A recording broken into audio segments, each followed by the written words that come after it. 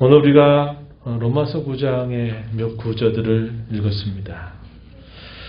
성경 전체 가운데 이 로마서가 갖는 자리는 우리가 익히 들어봐서 아는 것처럼 복음의 진수를 담고 있다, 이렇게 말합니다.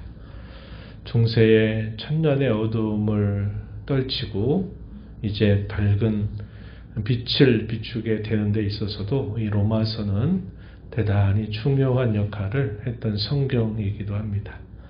그래서 종교개혁의 기치를 높이게 되는 데 있어서도 중요하고, 또 우리의 구원이 과연 어디로부터 나는가 하는 일에 있어서 이 로마서는 우리에게 가장 심오하고 깊은 것들이 무엇인가를 우리에게 소개해 주고 있습니다. 로마서가 16장으로 되어 있는데 그 로마서 가운데서도 정수를 꼽으라 그러면 이 로마서 8장의 내용, 이것을 꼽습니다. 이 8장의 내용은 우리가 많이 들어본 말씀들이 아주 많이 기록되어 있는 것을 보게 돼요. 사실 우리가 많이 들어봤다는 얘기는 그만큼 그러한 성경의 구절들이 우리에게 깊은 가르침을 주고 있기 때문에 우리가 많이 들어봤고, 많이 들어보다 보니까 그 말씀을 읽으면 또 역시 그 말씀이 익숙하게 들리게 되기도 하는 겁니다. 오늘 우리가 공동체 성경 읽기를 따라서 로마서 8장과 9장을 읽는 날인데, 오늘은 9장의 말씀 가운데 일부를 읽었습니다. 신앙생활을 할 때 그 신앙생활에 있어서 우리의 신앙을 굳게 붙잡아 주는 아주 중요한 원천들이 있죠. 이 로마서는 그러한 중요한 원천들을 우리에게 소개해 주는 성경이다, 이렇게 보시면 됩니다. 오늘 우리가 읽은 이 말씀 속에서도 우리의 구원이 과연 어디로부터 나오느냐 할 때 그 구원이 전적으로 하나님에게서 나온다 하는 사실을 우리에게 밝히 가르쳐 주는 말씀이 이 9장에서 소개가 되고 있습니다. 오늘 이야기가 어디로부터 시작이 되냐면 아주 옛날 옛적 족장 시대로 거슬러 올라가서 야곱과 에서 이야기를 언급해 줍니다. 그래서 바울 사도가 이 이야기를 시작하면서 인용하고 있는 구절은 창세기 25장에 있는 구절입니다. 야곱과 에서가 리브가의 뱃속에 함께 쌍태로 있는 동안에 이 뱃속에서 두 쌍태가 막 서로 다투는지 이 엄마가 굉장히 불안감을 느끼고 있을 때였습니다. 그의 남편이었던 이삭도 어떻게 하나 하나님 앞에 기도를 올리게 될 만큼 굉장히 다급한 그런 상황 속에 있을 때 하나님께서 리브가에게 해주셨던 말씀이 소개가 됩니다. 뭐라고 소개됐냐? 큰 자가 어린 자를 섬길 것이다. 이 큰 자가 뭘 말할까요? 그렇죠. 먼저 나오는 자식이 다음 나오는 자식을 섬기게 될 거다. 이렇게 이야기하는 뜻이겠죠. 이 말씀이 우리가 읽은 본문 12절에서 그대로 인용이 되었습니다. 그리고 시간이 많이 흘러가지고 구약의 마지막 선지자라 말하는 말라기는 또 주의 계시를 받아서 이렇게 설명한 말씀이 소개가 됩니다. 말라기 1장 2절 하반절과 3절의 내용이 소개가 되는데 그 내용을 바울 사도가 또 인용하였습니다. 어떤 내용이냐? 본문 13절에 기록된 것처럼 내가 야곱은 사랑하지만 에서는 미워하였다라는 이 말라기서의 말씀을 인용한 겁니다. 아주 훗날에 야곱과 에서의 삶에 대한 이야기를 말라기 선지자를 통해서 하나님이 들려주신 것, 그것을 바울 사도가 약 400여 년이 지나고 난 다음에 그 사실을 다시 언급하고 있다는 것을 우리가 보게 됩니다.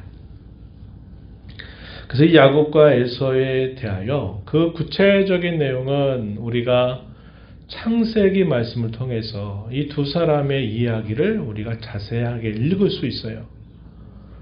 그들에게 무슨 일이 생겼고 서로 간에 어떤 일이 발생해서 어떤 적대 관계가 발생했고 그 일로 인해서 야곱의 생애가 어떻게 또 진행이 되었는지 하는 것들은 우리가 창세기에서 자세하게 이야기를 알게 됩니다. 그런데 바울 사도는 이 야곱과 에서에 관하여 창세기에서 기록되지 않은 다른 내용들을 소개해주고 있다는 겁니다. 그런데 그 내용은 이들의 삶에 대한 가장 근본적인 해석을 해주는 말씀을 건네주고 있다 하는 겁니다. 우리가 창세기 말씀을 떠올려 보게 되면 야곱은 도둑놈이라고 하는 뜻을 가지고 있었어요. 그래서 이 야곱의 삶을 보면 도둑놈같이 그렇게 나쁜 일을 많이 행했던 것을 보게 됩니다. 그런데도 그의 삶을 쭉 보고 에서의 삶을 쭉 기록된 말씀을 통해서 보니까 어떤 일이 있었냐면 야곱은 결국 도둑놈 같은 삶을 살지만 그래도 결국을 보게 되면 그가 하나님을 떠나 살 수 없다는 것을 깨닫고 또 하나님이 그를 전적으로 그를 지켜주시고 붙들어 주시는 삶을 경험하게 된다 하는 것이고, 반면에 그에 비하면 에서는 그렇게 나쁜 일을 야곱보다 많이 한 것은 아닌데 그의 삶 속에서 하나님의 손길이 미치지 않고 있다는 것, 그가 하나님을 가까이 모시고 살지 않게 된다는 것을 우리는 그 이야기를 통해서 보게 됩니다. 이것은 그들이 인생길을 살면서 이런저런 일들을 겪으면서 그들이 결국은 보여주었던 삶의 내용들이었습니다.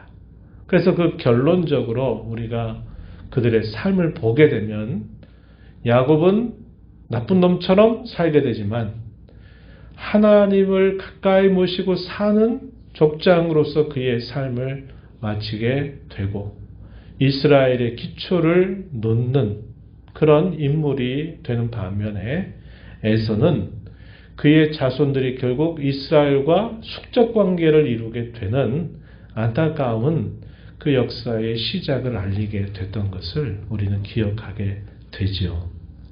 그래서 그들이 사는 인생의 긴 여정들을 살펴보면 하나님이 야곱은 사랑하셨구나. 그러나 에서는 그렇지 않았구나 하는 것을 우리가 그들의 삶의 결론으로서는 알게 된다 하는 겁니다.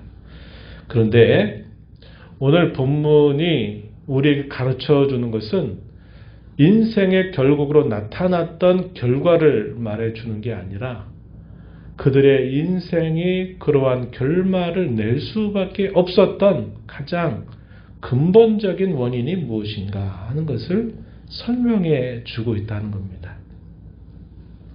그래서 제가 표현한 말대로 뭐라고 그랬냐면 가까운 원인. 인생길을 걸어가면서 많은 우여곡절을 겪었는데 야곱은 하나님을 가까이 했고 에서는 하나님을 멀리 했다 하는 이런 상황적인 원인들이 분명히 있었어요. 그러나 이 로마서는 우리에게 무엇을 보게 하냐면 가장 근원적인, 가장 처음부터 그런 원인이 있었다는 것을 우리에게 소개해 줍니다. 이것을 뭐라고 표현하냐? 먼 원인이다. 이렇게 표현하고 다른 말로는 가장 깊은 원인, 근원적인 원인을 이 로마서에서는 설명해 주고 있다는 겁니다. 11절 말씀을 다시 한번 봐보세요. 11절. 우리가 이것도 앞에 말씀인데 자, 한번 보세요. 그 자식들이 누구 말할까요? 태중에 있는 에서와 야곱이죠. 그 자식들이 아직 나지도 아니하고 무슨 선이나 악을 행하지 아니한 때 택하심을 따라 되는 하나님의 뜻이 행위로 말미암지 않고 오직 부르시는 이 하나님으로 말미암아 서게 하려 하셨다. 이렇게 말합니다. 말이 복잡한 것 같지만 그 중요한 요지가 뭐냐면 그들이 선한 행위를 하거나 악한 행위를 하기도 전, 그들이 태어나기도 전에 하나님께서 그들의 선악간의 행위를 따라서가 아니라 오직 부르시는 이 하나님으로 말미암아 그들을 서게 하려 하셨다. 이렇게 말합니다. 선이나 악을 행하기 전에 하나님의 생각, 하나님의 뜻 혹은 하나님의 의지가 먼저 그들에게 미치고 있다 하는 사실을 보여주는 말씀이죠. 이에 대한 동일한 뜻을 우리가 읽은 본문에서 곳곳마다 소개를 해줍니다. 15절에 한번 보면은 하나님이 모세에게 이르신 말씀인데 내가 긍휼히 여길 자를 긍휼히 여기고 불쌍히 여길 자를 불쌍히 여기리라 하셨다. 이게 무슨 의미를 전달해 줄까요? 하나님이 그의 주권적인 뜻을 따라서 그렇게 행하실 것을 모세에게 말씀하신 내용이죠. 16절 이어진 말씀에 보면 그런즉 원하는 자로 말미암도 아니요 다른 박실한 자로 말미암도 아니요 오직 긍휼히 여기신 하나님으로 말미암음이니라. 원하는 자, 다른 박실하는 자. 비유적인 표현입니다. 이게 무슨 뜻일까요? 내가 간절히 사모하고 열망하고 무엇인가 하고자 하는 그런 소원을 가지고 있는 것을 말하죠. 다른 박질하는 건 뭡니까? 내가 열심히 노력하고 수고하고 무엇인가를 얻으려고 애를 쓰는 그런 모습을 다른 박질하는 자로 비유합니다. 그런데 문제는 뭐냐면 원하는 자로 말미암아 되는 것도 아니고 다른 박질하는 자로 말미암아 되는 것도 아니라 오직 불쌍히 여기시는 하나님으로 말미암음이다. 이렇게 말합니다. 사람이 무엇인가를 하고자 하는 의지나 노력이나 그것이 우선이 아니라 하나님이 불쌍히 여기시는 그분의 마음, 그분의 뜻, 그분의 의지가 항상 앞서 있다는 사실을 말씀해 주고 있다는 것이죠. 18절도 비슷한 의미를 전달합니다. 읽어보겠습니다. 그런즉 하나님께서 하고자 하시는 자를 긍휼히 여기시고 하고자 하시는 자를 완악하게 하신다. 어떤 자는 하나님이 앞서 행하셔서 긍휼을 베풀어 주시고 어떤 자에게는 하나님이 앞서 행하시면서 완악하게 하신다. 이렇게 말씀하는 겁니다. 주도권이 누구에게 있단 말입니까? 하나님의 뜻, 하나님의 의지, 하나님의 마음, 하나님의 계획이 항상 모든 일에 주도권을 쥐고 있다 하는 사실을 보여주고 있는 것이죠. 20절 우리가 읽은 말씀 뒤로 좀 가서 보면 이렇게 표현했어요. 이 사람아 네가 누구이기에 감히 하나님께 반문하느냐? 지음을 받은 물건이 지은 자에게 어찌 나를 이같이 만들었느냐 말하겠느냐. 21절 토기장이가 진흙안덩이로 하나는 귀 쓸 그릇을 하나는 천이 쓸 그릇을 만들 권한이 없느냐. 반문하지만 이게 무슨 말입니까? 토기장이가 진흙을 빚어서 그것을 귀하게 쓸 정도로 만들든지 아니면 그냥 편하게 아무데나 이렇게 쓰려고 만들든지 그것은 토기장이의 권한이다. 하나님이 그러한 권한을 가지신 분이시다라는 사실을 보여주는 말씀이죠. 그래서 이 야곱과에서의 인생에 대한 해석이 창세기에서도 보여주는 것은 그래서 상황적으로 이런저런 인생의 길을 걸어가다가 야곱은 하나님을 섬기는 족장이 되고 믿음의 족장이 되고 에서는 결국 하나님 멀리하는 이방 백성의 조상이 되었구나. 이렇게만 우리가 보게 되지만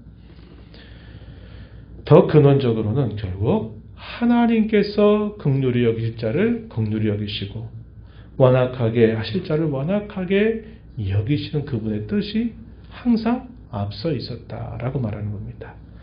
이걸 우리 신앙의 선배들이 뭐라고 말했느냐? 이것을 예정이라고 말했어요. 미리 정하셨다는 겁니다.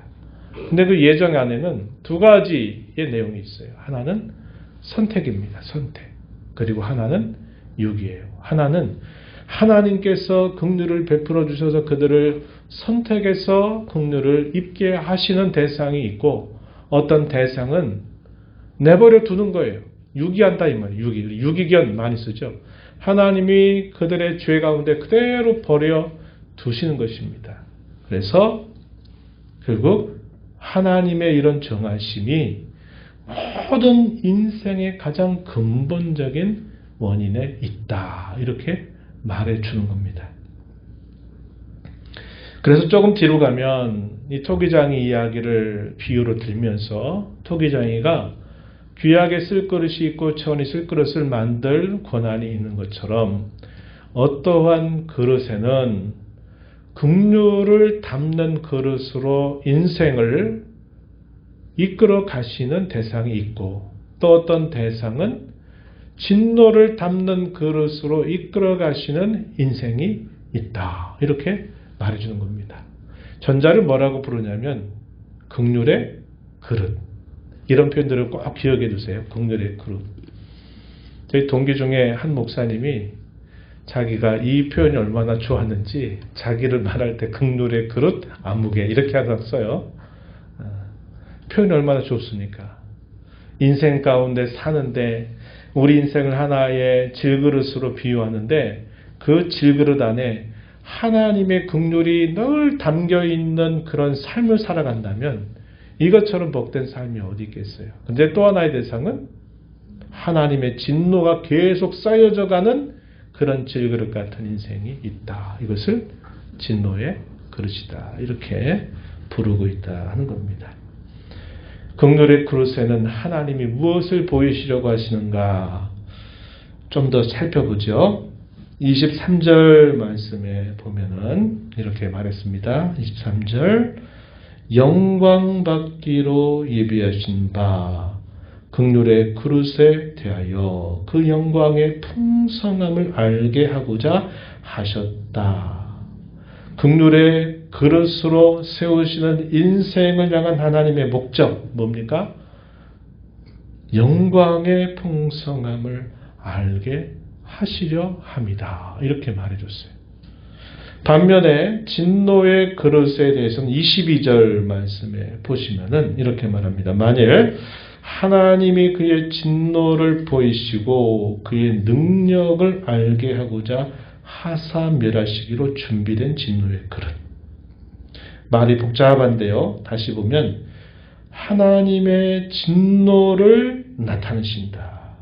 그의 능력을 알게 하고자 하신다. 어떤 능력입니까? 하나님의 진노, 하나님의 그 위엄, 하나님의 그 능력의 들어옴을 그들에게 결국 나타내셔서 하나님의 하나님다우심을 보여주시겠다 하는 겁니다.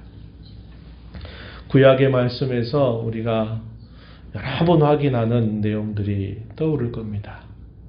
하나님께서 내가 여호와인 줄 알게 하겠다라는 말씀을 하실 때 두 대상이 있어요. 하나님의 택하신 백성들을 향해서는 내가 너희를 구원하는 유일한 구원자임을 너희에게 보여주겠다, 이 사실을 말씀하시는 반면에 이방의 백성들, 하나님을 대적하는 그 백성들에게 대해서는 뭐라고 말합니까? 하나님이 살아계신 것 맞냐? 하나님이 심판하신다고 콧방귀를 끼고 조롱하고 멸시하는 그 사람들에게 내가 여호와의 심판을 그들에게 보이심으로 내가 여호와인 줄 알게 하겠다, 이렇게 말씀을 하신단 말이죠. 똑같은 것입니다. 그 내용이 오늘 이 로마서 9장에 오면 바울 사도는 긍휼의 그릇이라, 진노의 그릇이라, 이렇게 표현해주고 있다는 겁니다. 그래서 하나님은 긍휼의 그릇을 통해서도 그의 영광을 나타내시고 진노의 그릇을 통해서도 그의 영광을 나타내 주시는데, 한편에는 구원의 놀라운 능력을, 영광을 나타내신다면 또 한편으로는 심판하신 능력, 심판의 그 영광을 하나님이 나타내실 것이다, 이 사실을 말해주고 있는 겁니다. 이것이 오늘 주어진 본문의 말씀이에요. 우리의 인생의 가장 앞서고 있는 원인에 대한 설명이 바로 오늘 본문 속에서 주어집니다. 우리가 인생 태어나서 어린 시절을 보내고 또 청년기, 장년기를 보내다가 또 인생의 노년기를 맞고 우리 인생을 마치는 그 운명의 시간들까지 우리가 참 많은 일들을 겪으면서 우리 인생길을 걸어가는데 거기에는 가까운 원인들이 늘 있는 거예요. 그죠? 내가 공부했더니 공부의 결과가 어땠고 내가 열심히 일했더니 일의 결과가 어때서 내가 먹고 살고 자식 낳고 해가 쭉 다 사는 게 그냥 똑같은 인생들이 사는 것처럼 보이지만 성경은 가장 근원적으로 그분의 앞선 계획, 그분의 앞서신 뜻이 있으셔서 하나님이 똑같은 인생을 살아가는 것 같지만 그 인생을 대하시는 하나님의 손길이 다르고 마침내 그 결과가 극명하게 달라지게 될 것을 보여주고 있다는 겁니다.